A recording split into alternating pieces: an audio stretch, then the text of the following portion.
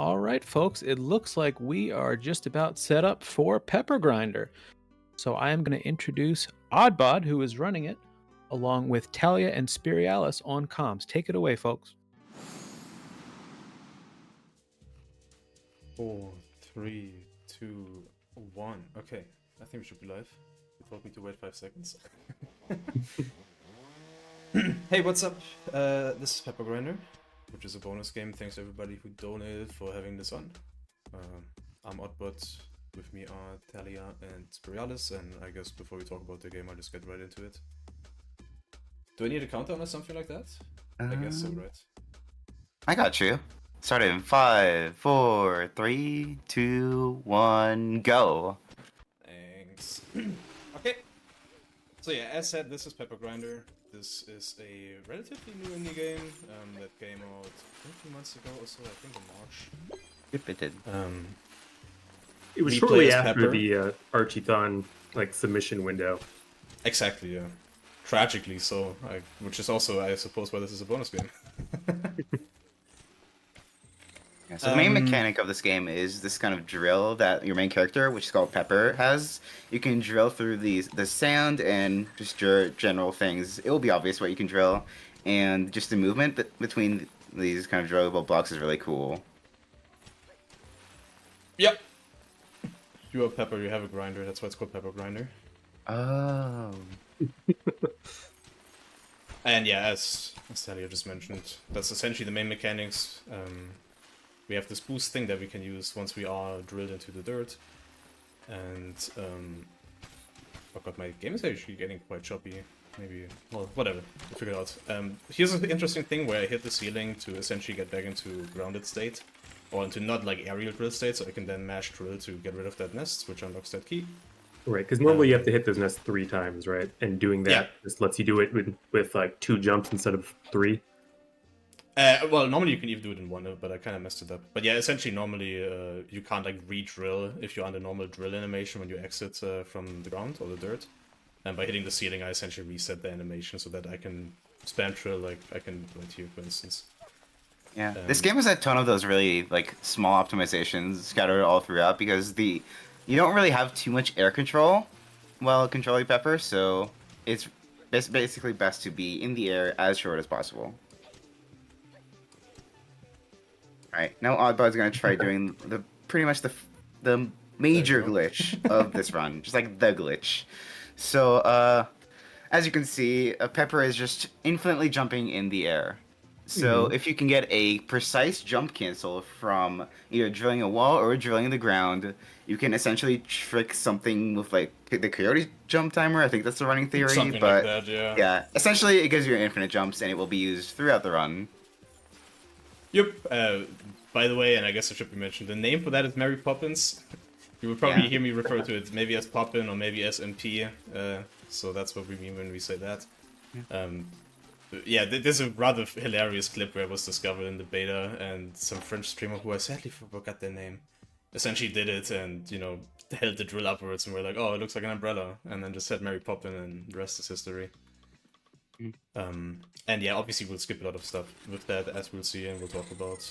Heading into 1.3 is actually one of the most technically demanding levels, probably the most difficult level as by popular opinion. Which is quite funny given how early in the game it is. It's very vertical compared to most other levels that are rather horizontal. And almost every screen here has some technical stuff going on and some pretty difficult trick. There's a couple things, as we'll see here for instance, that are kind of trivialized by MP, like that. There's a different version without MP that is kind of harder.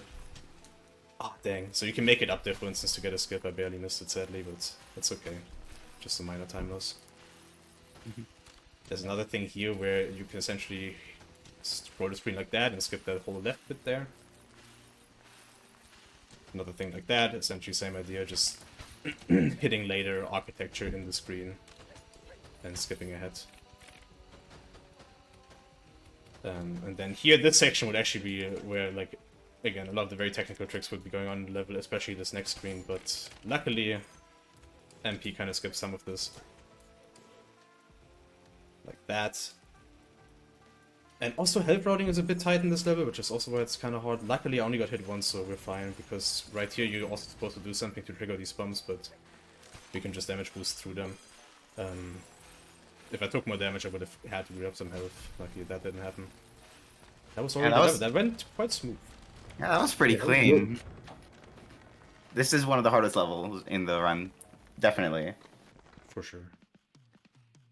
And then coming up on the first boss, so there's 4 worlds. Oh, well, let's first talk about the boss. So this is Beetle Rider, or it would be. So there's a boss fight here. It's pretty boring, so we don't really mind skipping it. And it sure is skippable because they just hit this off-screen flagpole here, and you can just fly to it with MP. Yeah. The only sad thing about this is there's an even more hilarious way to skip the boss and or rather to fight the boss, and luckily we don't see that one in this run. Where essentially you pause the game, but for some reason his physics are not paused, so you can just repeatedly hit him while the game is paused. Yeah, it's actually just a really hilarious glitch. Getting into the second world, I think this is called Magma Works something. I forgot the other name, but this one is a bit tight. Oh dang. On the health, I was about to say, and right as I take damage, but luckily there's that one backup health here I can take. Yeah. Okay, good. Need to be a bit careful here because, yeah, again, health is a bit tight. There's these flamethrower dudes that are kind of hard to avoid, and there's global cycles all over this level, which that would be a common trend in general. There's a lot of global cycles in this game. So a lot of, like, routing revolves around hitting your timings and hitting those cycles. Yeah. Tried to skip once? Okay, I'll try it twice, I'll take it back. Nice, okay, cool. Nice. Get an MP here to fly up there and skip that whole section. Whew. Probably saves like a couple seconds. Yeah. Generally, the levels in this world have a lot of global cycles to them, so you're going to see Oddbod kind of flying through those. Yes, and also that bit at the end there is really satisfying. Yeah, that fluid movement is just so satisfying to watch. Yeah. And talking about satisfying movement, Poison Ridge, this is where they introduce another mechanic, which is a grapple hook, because every good game needs a grapple hook. And in this one you sure can go flying with it. So you can essentially build some momentum and... okay, I kind of messed it up, but it works. Yeah, I think the general gist of it is that if you go into the grapple hook and exit really fast, you get a bit of momentum, so if you can change those together, you can end up with a ton of speed. Yeah. You can also do something you'll maybe see me once in a while is do a dash from the hook, and then you'll see me instantly rehook to essentially build more momentum. I'll point it out next time I'll do it. So yeah. Sorry. Okay, there we go. So there's this whole tower here that we can also kind of skip. Oh well, I messed it up. You can skip the disc grapple hook immediately, but it's okay. And then right here, I think I will do a rehook. Nice! But I kind of messed it up. You can fly through all of that, but it's good enough. Wow. And there again, same idea. And here again, messed that up, but it's chill. These are surprisingly tight to get because it's, you know, timing the release of the hook is pretty tight given the speed you go at. And usually it's pretty precise to get the angle that you want. So Definitely doesn't look easy. It's super impressive. Yeah. You also notice Oddbod getting a couple of these skull coins throughout the game. It's very significant for the route. We'll touch on that when we reach World 4. Yeah, luckily there's a lot of them on the way. So I remember when we routed this game, it was quite clowny because we would keep arguing about, oh, this coin is optimal, this coin is optimal, and I'm like, dude, it really doesn't matter. Like, there's like 20 that don't save time. We only need 10 of them. Charles is important for that one. This guy, I wish he wouldn't be shooting at me. Okay. So this level introduces this gun mechanic, and recently we found out that it's fastest to play this level flying over it while shooting the gun. Which looks quite funny. This is surprisingly difficult. Way harder than it looks, because if you ever touch the ground, you will get rid of your Mary Poppins state, so you have to reactivate it again, which makes this level really punishing. Ideally you can get through it, I think, without ever losing the state, but yeah, as you saw, I already lost it once. It's pretty tight. But I got through that one bit with the door there, which is also a common spot to lose it on. This looks super cloney. Alright, everyone, I think we need to settle a debate here. So, right before the run, we were talking about whether these vegetables in the background are turnips or radishes. And I'm Team Turnip personally, but make sure you I'm let us Team know with your radish. A donations. bit These more, look which like- one is it? These look like daikons to me. Oh my What do you god. think, chat? What is it? Is that Japanese like radish or something? Yeah, it's the big radishes. Shouts to Doppler effect for killing that first nest. Shovel Claws says radishes. Is that canon? I mean, a Shovel Claws says so then probably. That's a fellow run off. Is there a cannon? I mean, I don't think there's any dialogue in the game, so. Yeah. I don't I think think the canon is what we make of it, personally. the canon is the friends we made along the way. Yep. Which is why I'm Team Turnip. True. Talking about global cycles in this game, by the way, this is probably one of the most pressing examples of that. There's a very tight global cycle the entire level throughout with these soul blades or whatever they are. And it's essentially relevant at every stage of the level, so, you know, if I ever kind of have suboptimal movement, I'll just have to improvise because I'm really only used to the fastest cycle. Yeah. Some of the cycles by the end get pretty punishing, as you'll see. This one especially is kind of hard to deal with. Hopefully I make it. I didn't make it. That's okay though. We got a few votes for turnip in chat though.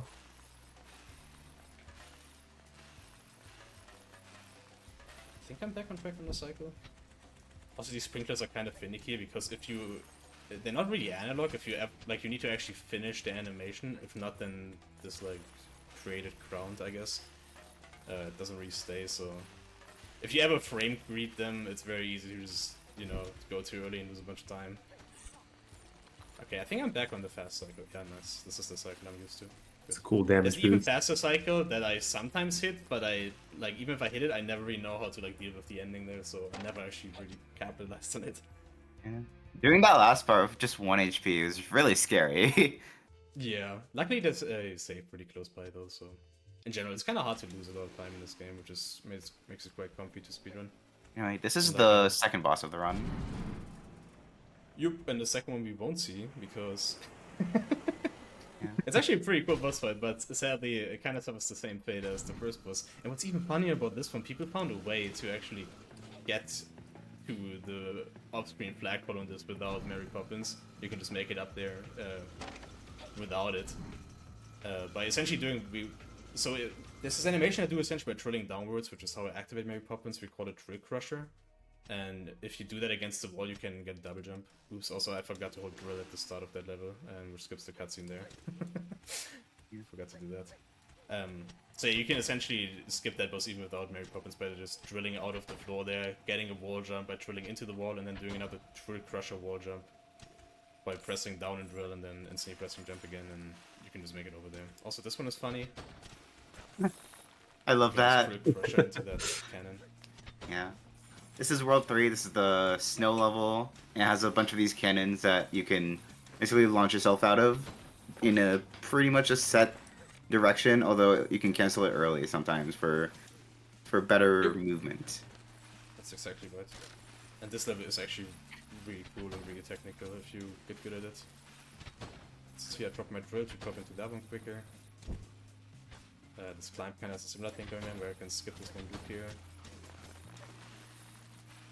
And this whole thing culminates in a global cycle at the end, and it's kind of trolled because you'll see there's like a barrel at the end here or a cannon at the end here that moves up and down on a global cycle, and sometimes you just see it leave in front of your face. And luckily, Oh no! I was about to say luckily I made it, just to find out I didn't make it. Spoke too soon. So close. It's okay though, it's just a global cycle. Yeah, this is a bit scary because there's a trick here that I can mess up, but let's hope I don't. Nice, okay, so you can skip that part where you're supposed to shoot back in between there from cannon from left to right by going up left there, barely reaching the hook shot. And this next level, rather infamous, Brittle Glacier. So there's something in the game for 100% where essentially are these like built-in speedrun challenges, where you get medals for completing, you know, levels in a certain amount of time. And this one in the first version, for some reason, like, god damn it, I missed, I missed my snowmobile ride. There you go. In the first version, they messed up the time essentially, the developer time, and it is just way hard. It probably took me a solid like 45 minutes to an hour just for that one level to get the final time when it was like silly tight.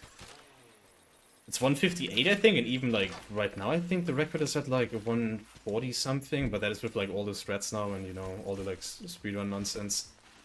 It's just very tight. They fixed it since, and I think now it's like 220 or something, so at this point it's like almost too easy. Cool trick here where I can go under this red gate. As you'll see, this whole gate mechanic, you hit the gates and then, you know, they open up like that. I guess they're the same as in 1.3, as we saw. Except there's here this added twist where we have these ice blocks that sometimes block them, such as here, so I need to activate this, correct the ice block so that this one can move again. Do we have time for a quick update? Yeah, sure. Okay, I just want to let folks know that we've opened up our next incentive, and that is for Rocket League Boomer Mode 3v3 match. Now, Rocket League is coming up after Pseudo Regalia. If this incentive is met, the Rocket League crew will play an extra 3v3 game with settings that make the ball travel absurdly quickly and chaotically. So we must meet that by the end of the showcase, and we need to raise $200 to make that happen.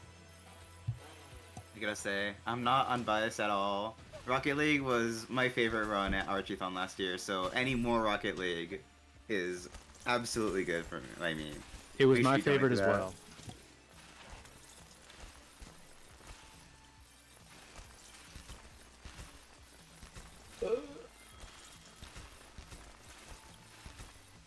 And it should be the end of the level. Let's check the time, and 159, okay. I kinda messed up the ending a bit.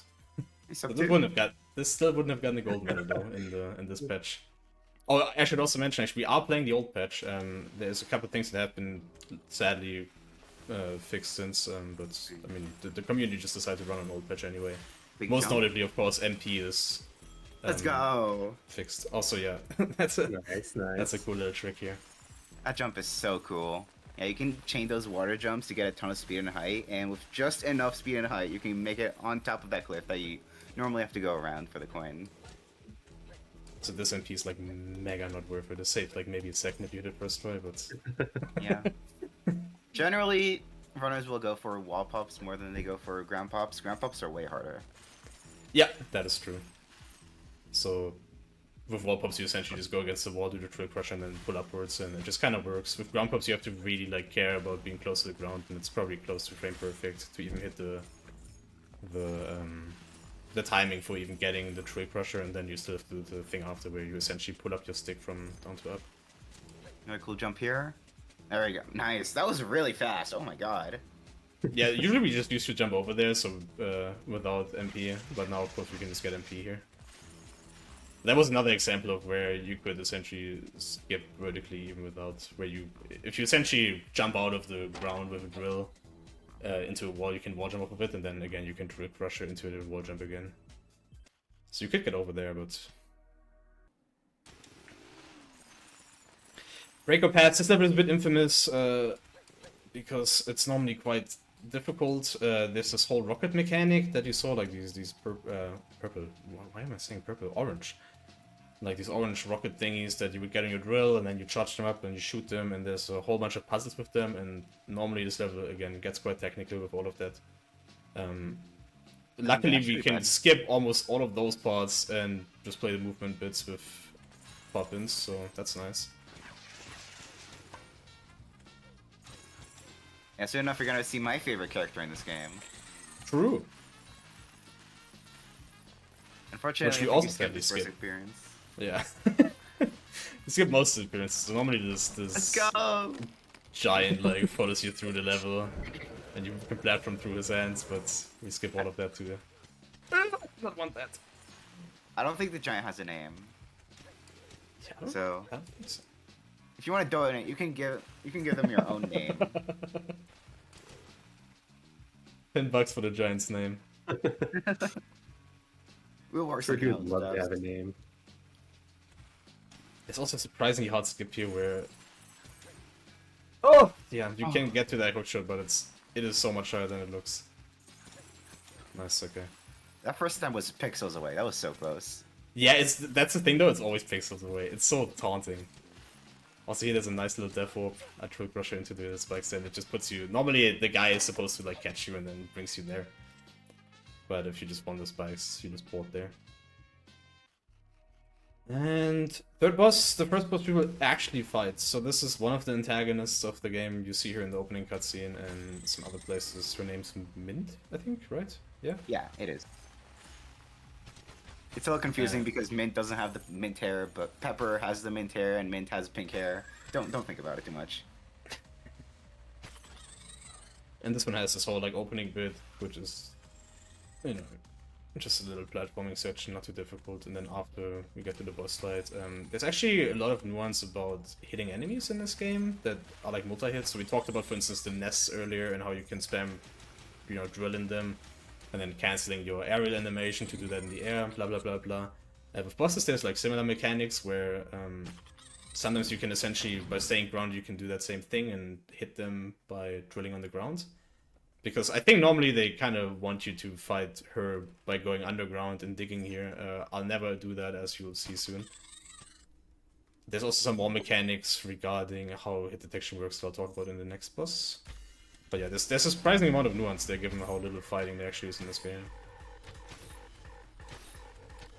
Something that should also be mentioned is that there's surprisingly no RNG in this game. You would assume that a lot of the bosses have RNG, but the patterns are actually predetermined. But then they have health breakpoints where they switch the pattern. So I actually thought it was RNG for a long time because they act surprisingly like what is the Dynamic. word? Yeah, dynamic. Yeah. Because you get widely different patterns depending on like when you hit that health breakpoint in them. Please don't die, Tim. Okay. Nice. Nice. I made that harder than I needed to be, but at least I didn't die. Yeah, I think casually you're supposed to use the drillable ground below you to beat the boss, but without Yeah. it you can squeeze in two. I think you can squeeze in 2 attacks almost every like stagger phase, just like Yeah. barely. Yeah, exactly. Especially if she does that attack where she spins around the thingy magic, like around the arena. Is there That another one cool is jump very coming up hard. soon? Say what coming up? Another cool jump coming up soon. Oh, true, yeah. Nice. Kind of similar idea as we saw in Sea of Thieves. Alright, you With just the broke that short guy's ankles. True. Love to see those water bounces. And then here's a whole underwater section with like almost like Dust Bunny cycles, honestly. Like there's these underwater mines normally here where we can just fly over the whole section if I hit MP, and there we go. If you go down there, you actually find yourself in the Celestial Resort from Celeste. Yeah. Which is kind of weird. There's also Pearl Harbor reference here where you just destroy these guys' boats. Normally, but again, we skip that. And honestly, I'm a bit rusty on this game. I haven't really paid attention to my coins. I just hope that I have enough. We'll find out after this level. If not, there are some backup coins, so it shouldn't be too bad. But let's just hope I didn't do an oopsie. Yeah. So, the reason why Oddbod's gonna be getting 10 coins throughout the run is that every world actually has a bonus stage that you can buy the key for in the shop that every world also has for 10 coins. The bonus stage actually also unlocks the next stage after it. So, this one, for example, I think it's called Witchfire Bog. It saves like an entire minute, at least. It is way faster. Yeah, this level optimally, I think my PB is like 57 or 58 or something. It's very fast. And yes, Basically Talia mentioned playing 5G essentially. into the 5A, I think. Yeah, essentially. It's just like Celeste if you think about it. This game is really a Celeste-like. As every modern platformer is. Do we have time for a donation? Sure. Okay, we have $10 from King J444 who says, I absolutely loved Pepper Grinder when I played it on release, and I've loved seeing the speedruns of it grow and evolve even more. Good luck on the run, Oddbod. By the way, everyone knows the giant's name is Fred. Come on. So I like that. He does kind of seem like a Fred. I can see that. Actually, yeah. I would agree. I think it fits. Sure, so King J4, read OG. Okay. But yeah, I think actually most of the levels are faster, like most of the alternative paths. Again, it's essentially just one forking path always, like it's always either the secret level or the normal level, and it always is exactly one level. But yeah, but in World 4 it's by far the biggest contrast. Like just how much faster that level is. Because the other level is a big robot level, spoiler, there will be a robot in a second, and yeah, it just takes forever. Also, this level is very funny. So normally there's an underground section here with a train, and even like... Honestly, this level is not much less boring without what I'm doing right here. It's normally like a massive auto-scroller, where you catch these train cycles, but you cannot really save time. Instead, we just fly over the entire level, which is a bit clowny. Nothing really going on here. So if you have more stuff to shout out, feel free. I just want to thank everybody for helping us get over $5,000 so far for the Palestine Children's Relief Fund. Just a reminder, we do have an incentive open for that Rocket League Boomer Mode 3v3 match. We need to raise $200 for that. And we do still have a bid war going for our next run, which is Pseudo Regalia. We've got a war between pants and pantsless, and currently Sybil will not be wearing pants. Pantsless has the lead by a few dollars, so if you'd like to see Sybil wear pants, please get a donation in before the start of that run. Oh, let's do that game. That is a banger game, by the way.